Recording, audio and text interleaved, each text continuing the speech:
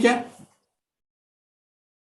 Bueno, pues el día de hoy nos encontramos con el ingeniero José Manuel Alegría Peña, que es egresado de la Universidad Iberoamericana en el año 2008 y cuenta con una maestría por parte de la UNAM del año 2012. Este, También es un docente en nuestra institución. Imparte materias como instalaciones básicas, resistencia de materiales, mampostería, entre otras. Y pues queremos poder conseguir un poco de esos años de experiencia. O sea, esta es una entrevista enfocada al tema de la vivienda social, asequible y sustentable en nuestro país y sobre cómo, eh, bajo su experiencia, cómo podríamos básicamente ir recolectando ideas que podrían aportar algo de una solución a esta problemática que se vive actualmente en el país. Y la primera pregunta sería, ¿por qué es necesario generar vivienda social asequible en nuestro país? Ok, la vivienda social asequible, así como lo estamos planteando, la necesidad viene no solamente de que la gente necesita un lugar donde vivir, ¿no? Que es lo más obvio, sino también necesitamos que tengan un lugar digno donde vivir y a una distancia relativamente sencilla de tener una vida, no sé si el tema es el trabajo tiene que estar cerca de la vivienda o la vivienda tiene que estar cerca del trabajo. ¿Por qué? Porque muchos de los problemas de la vivienda de interés social en el país es que con el paso del tiempo se fue alejando de las zonas centrales de las ciudades y esto fue dañando la calidad de vida de todos los trabajadores que solamente pueden acceder a una vivienda que se encuentra a una gran distancia del centro. Ok, perfecto. Como segunda pregunta, ¿a qué factor le atribuyes el que la gente ha abandonado sus viviendas sociales en los últimos años? Precisamente ese es el tema con la vivienda de interés social. Mm, Todo eso del abandono de la vivienda viene de 2008. Antes de 2008 se empezó a desarrollar la vivienda de interés social en la ciudad. Estamos hablando Ciudad de México como del contexto en el que vivimos, pero ocurrió lo mismo en el resto de las ciudades del país. Los desarrollos por temas del costo del terreno, por temas de límites de precio. Yo no puedo vender una vivienda de interés social arriba de 400,000 pesos. Entonces, lo que hago es, me voy a las afueras de la ciudad y ahí construyo la vivienda. Oye, pero ¿le voy a dotar de infraestructura? Sí, le vamos a dotar toda la infraestructura y vas a tener agua potable, drenaje y vas a tener energía eléctrica, la infraestructura básica que requiere cualquier vivienda. Pero nunca pensamos en el factor transporte. ¿Existe el transporte? Sí, se empezó a desarrollar el transporte porque pues es una consecuencia. Tenemos gente y esta gente se quiere mover y se empieza a formar no como planeado, sino como consecuencia de que ya tenemos gente viviendo a 50 kilómetros del Valle de México, o más bien de la Ciudad de México. ¿Qué es lo que ocurre? Estas personas que viven a 50 kilómetros empiezan a hacer 3 horas y media de camino a sus trabajos y se levantan a las 4 de la mañana, 3:30 de la mañana, llegan a sus trabajos a las 8 de la mañana, trabajan todo el día, regresan, salen a las 8 de la noche y llegan a las 12 de la noche o 12 de la madrugada ya a sus casas. ¿Qué es lo que pasa? Pues duermen 3 horas y al día siguiente tienen que volver a hacer lo mismo. ¿Qué opciones les quedan? Buscar otro trabajo, no hay fuentes de empleo donde construimos esas viviendas. La opción que les queda es irse de donde están ahí, rentar algún tipo de vivienda con condiciones más precarias normalmente en la zona cercana a la ciudad. ¿Y qué haces con esa casa que estás pagando tú ahí? Pues nada, dejas de pagarla, bueno, no deberían, pero dejamos de pagarla y se queda ahí abandonada la casa y nunca nadie más la vuelve a habitar. ¿Qué nos genera esto? Que las personas que conviven en esas zonas, pues empiezan a tener focos de viviendas desocupadas, áreas completamente abandonadas, que nadie les da mantenimiento. ¿Por qué? Porque la casa era tuya, por ejemplo, tú la dejas abandonada, dejas de pagar, el Infonavit te la quita, y el Infonavit, ¿qué hace con esa casa? O el banco, ¿qué hace con esa casa? Pues la trata de vender, pero ¿a quién se la va a vender si ya nadie quiere comprar ahí? Entonces se queda ahí completamente abandonada. Esa casa completamente abandonada empieza a generar focos de problemas para la gente que vive ahí. Imagínate una familia, se van los dos padres a trabajar en la mañana, regresan a medianoche, bueno, en la madrugada regresan a medianoche. Los hijos que están ahí, ¿qué hacen todo el día? Pues nada, salen de sus casas, están ahí, se empiezan a reunir con gente de ese tipo o con gente que esté en las mismas condiciones que ellos, sin nada mejor que hacer, y empiezan a formar ahí grupitos y se empieza a degradar la sociedad como tal. Ese es al final el problema que se generó aquí. ¿Qué ocasionó ese abandono? Una crisis financiera. ¿Por qué? Porque la gente dejó de pagar esas casas y los bancos dijeron, ¿y qué hago yo con el dinero que ya invertí? Pues te quedas con él y te quedas con esa pérdida. De ahí viene la crisis que se generó en 2008. Ok. Como tercera pregunta, ¿cómo puede existir vivienda social asequible y sustentable a la vez? Ok, es complicado ese tema. Al final, si queremos hacer vivienda asequible, tiene que ser 100% sustentable. No son cosas que vayan en conjunto. Sí, sí puedes construir vivienda asequible que no sea sustentable a corto plazo. Y ese es parte del problema. Ok, hoy empiezo a construir y construyo un fraccionamiento de 30,000 viviendas, no lo hago sustentable, no hago un esfuerzo adicional por hacerlo sustentable, y lo que voy a generar ahí son 30,000 viviendas con un gran consumo de agua, con un gran consumo de hidrocarburos, pensando en otra vez el transporte. Oye, si yo no genero una forma de moverse sustentable ahí, voy a tener un problema de contaminación, voy a tener un problema de consumo de agua. ¿Y de dónde vamos a sacar agua más adelante? ¿Qué es lo que va a pasar con los nuevos desarrollos o con ese mismo desarrollo en el momento en el que se llena todo alrededor? Ya no son 30,000, son 100,000 viviendas, y esas 100,000 viviendas dependen de la misma fuente de agua. ¿Qué es lo que va a ocurrir con esa vivienda asequible, pero no sustentable? Pues deja de poder funcionar. A pesar de ser asequible, asequible no quiere decir que no cumplas con los servicios. Si nosotros no cumplimos ya con el servicio, esa vivienda no es habitable. Es completamente distinto. Si ya no es habitable, entonces pues ya no puede existir. Y ese es el punto. Al final siempre tenemos que pensar, oye, la capacidad de agua es limitada en esta zona. Sí, entonces, ¿cómo le voy a hacer en un futuro para, con la misma cantidad de agua, alimentar a más viviendas?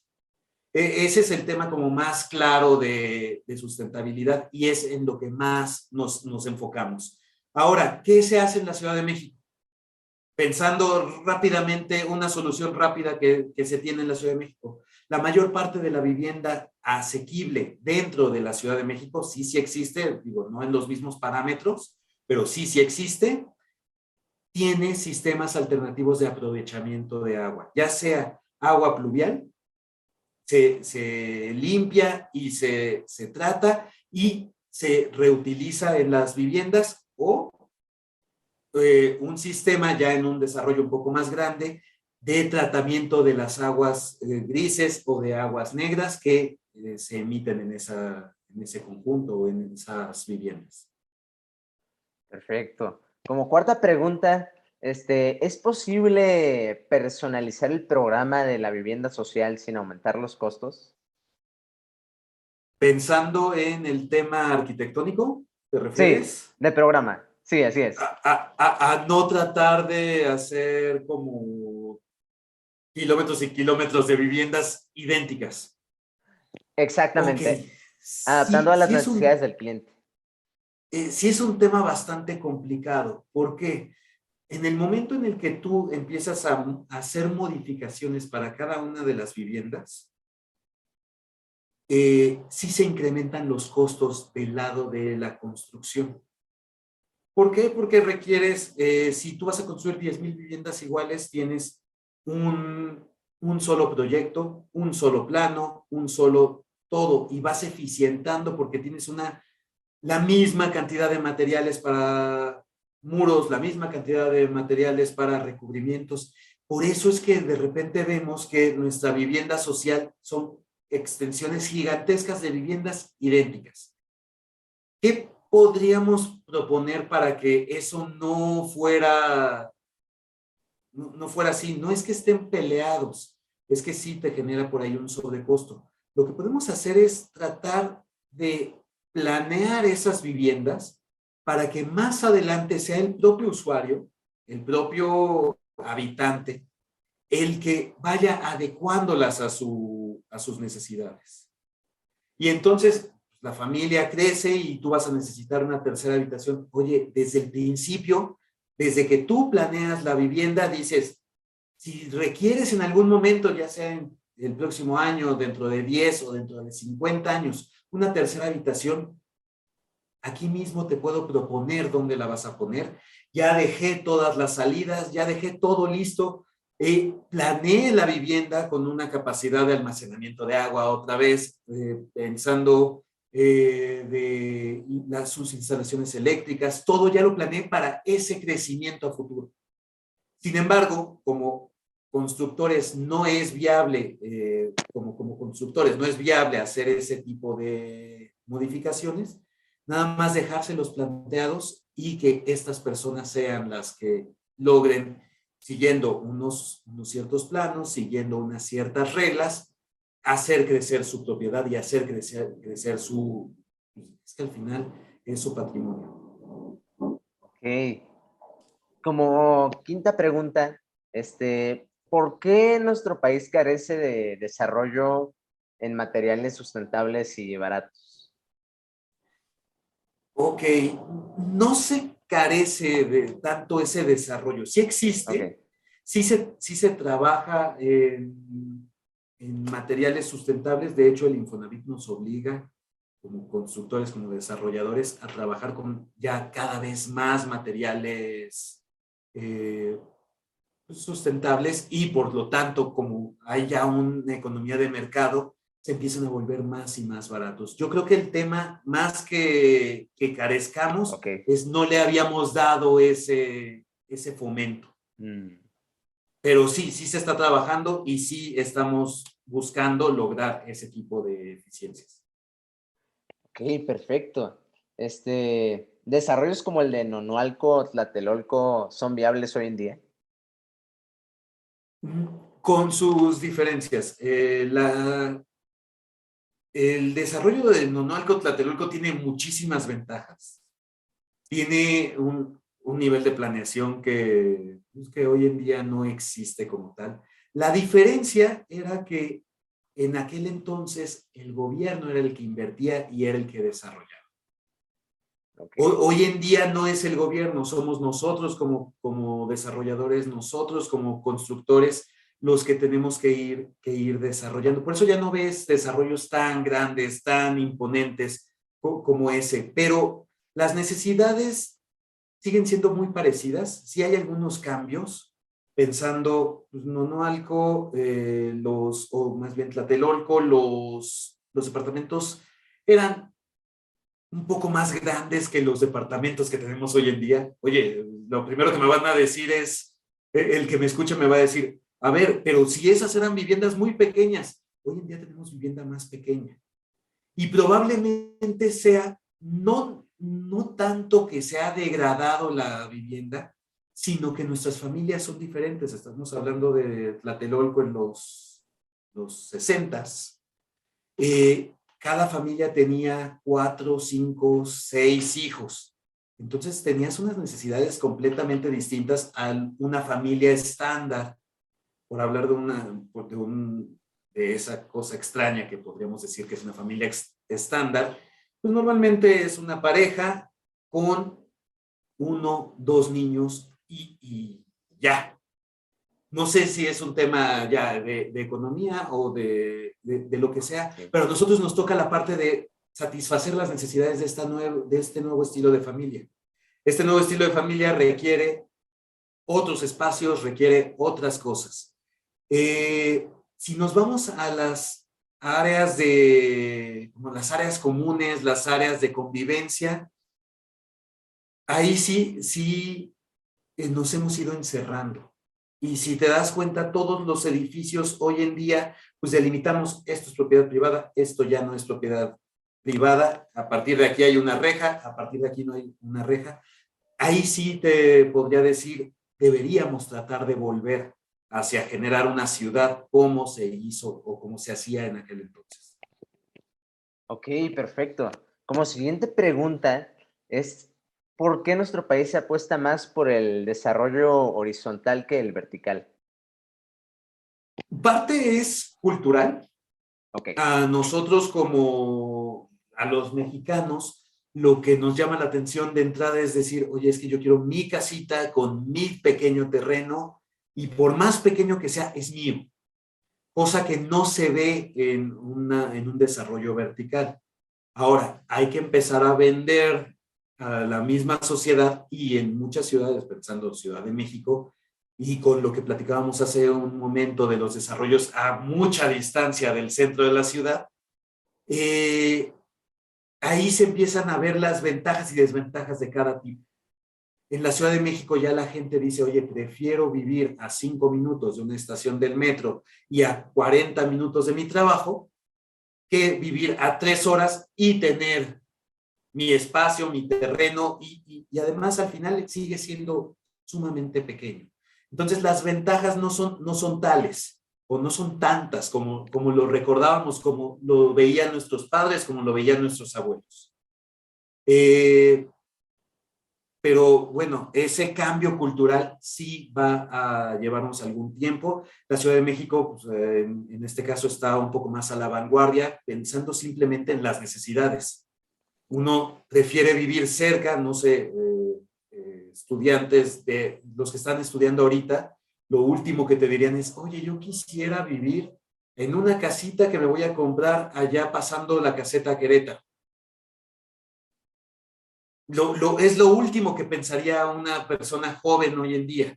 Lo primero que te diría es, oye, no, yo quiero vivir en el centro y tal vez no en Colonia Centro, pero sí en la Condesa, en la Roma, en la Juárez, en la Cuauhtémoc, donde pues yo salga y haya vida afuera, yo vaya a trabajar y regrese y mi vida no se me vaya en el transporte. Eso va a ir cambiando poco a poco, tanto en la Ciudad de México ya empezamos, pero en el resto del país va a ir cambiando también. Perfecto. Como siguiente pregunta es si los intereses de la industria frenan el desarrollo en la construcción de mejor vivienda social. A ver, los intereses de la industria frenan Pensando el un poco desarrollo. como en ¿Cómo te compañías escucho? como Cemex o algo parecido. Compañías bastante Cemex no grandes. tanto. Pensando en las compañías que desarrollan vivienda, pensando en lo que antes era ARA o lo que era Geo, Omex, Urbi, no como tal frenan el desarrollo. Lo que pasa es que ellos tienen que lograr que al final es un negocio. A diferencia de lo que platicábamos hace un momento en Tlatelolco, pues si en Tlatelolco el gobierno construye y les cuesta 100 pesos y venden en 80, pues es dinero, no es correcto, pero es un subsidio que está aplicando el gobierno en beneficio de las personas que que tienen menos recursos, lo que sí se justifica. ¿Qué pasa cuando tú tienes a la iniciativa privada construyendo? Pues si a ti te cuesta 100 pesos y tú no vendes arriba de 100 pesos, no tienes un incentivo para construir. Dejarías de construir. ¿Qué es lo que hace la autoridad? Porque sí, la autoridad está plenamente consciente de esto. Genera algunos pequeños cambios donde tú puedes, en la Ciudad de México, esta norma se llama norma 26, la norma general de ordenación número 26, y te genera pequeños cambios, pequeños incentivos que te dicen, oye, si podías construir 4 viviendas, ¿sabes qué? Construye 6. Y con eso, pues más o menos amortizas tus costos y logras sacar vivienda un poco más barata. Eso es la parte donde la iniciativa privada pues ya empieza a poder incentivar o se le incentiva que trabaje en vivienda de interés social. ¿Qué otras cosas se hacen? Pues a la hora de hacer un crédito Infonavit, existe un subsidio para cierto tipo de vivienda por debajo de un rango. Existen un montón de programas que están tratando de compensar eso y promover que a la industria le interese construir este tipo de vivienda. Porque si no, tienes toda la razón. La misma industria es la primera que va a decir, oye, a mí no me conviene, y si a mí no me conviene construir, ¿sabes qué? No te voy a ayudar a construir. Aquí tiene que haber de ambos lados. Ok, y como pregunta final, algo que sucedió hace algunos años, bastante curioso, alguien en Quintana Roo desarrolló un bloque de sargazo. Este Ok. bloque de sargazo se escuchó allá por el 2017, pero algo bastante curioso es que ya no se ha escuchado de ese desarrollo en la actualidad. ¿Se debe a una falta de interés por parte de la industria privada pública o quizá que no es tan viable el producir este tipo de materiales? ¿Cuál sería la Habría cuestión que aquí? ver, habría que ver qué es lo que se estaba haciendo con este proyecto del sargazo. Es que realmente el tema de construir con mampostería, el tema de los blocks, pues ya lo tenemos más desarrollado que nada y al final es un bloque de arcilla. Sí. Entonces, reducir los costos por debajo de lo que en producción industrializada te saldría a hacer un bloque de arcilla es bastante complicado. Yo creo que por ahí es el tema de, bueno, es que el sargazo lo puedo adaptar y lo puedo meter a mi proceso y puedo elaborar bloques con sargazo. El tema es, no estoy seguro de que esté por debajo del costo de nuestro desarrollo con arcilla. Y además habría que ver cómo se comporta cuando realizas pruebas. Acuérdate que pensando en Quintana Roo, pues estamos hablando resistencia no únicamente por cargas gravitacionales, cargas verticales, sino también tenemos resistencia al viento. Si nos venimos en la Ciudad de México, es resistencia a los esfuerzos que genera un sismo. Entonces, habría que ver cómo se comporta ese tipo de bloque y, y a partir de ahí ver si efectivamente, si cumple con esa parte, ver si efectivamente es viable económicamente, si es más económico que construir con un bloque de arcilla de toda la vida. Perfecto. Pues sería toda la entrevista. Muchas gracias, ingeniero. Perfecto, gracias a Sin ti. duda fue bastante nutritivo en contenido y pues fue una experiencia que sin duda nos da un poco más como de esta parte, ¿no? Como de aterrizarlo más a la realidad por parte de alguien que pues, ya tiene años de experiencia y pues sin duda un agradecimiento. Muchas gracias a ti. Nos vemos.